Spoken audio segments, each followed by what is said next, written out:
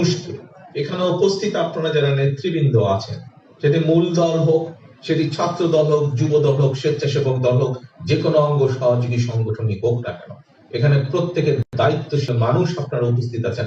আপনাদের প্রত্যেককে এই দুরাচার ব্যক্তিদের বিরুদ্ধে ব্যবস্থা নিতে হবে, কঠোর অবস্থান নিতে হবে। দলের নাম ব্যবহার করে কেউ কোনো অসৎ সুবিধা গ্রহণ করতে না পারে। নেতৃবৃন্দ,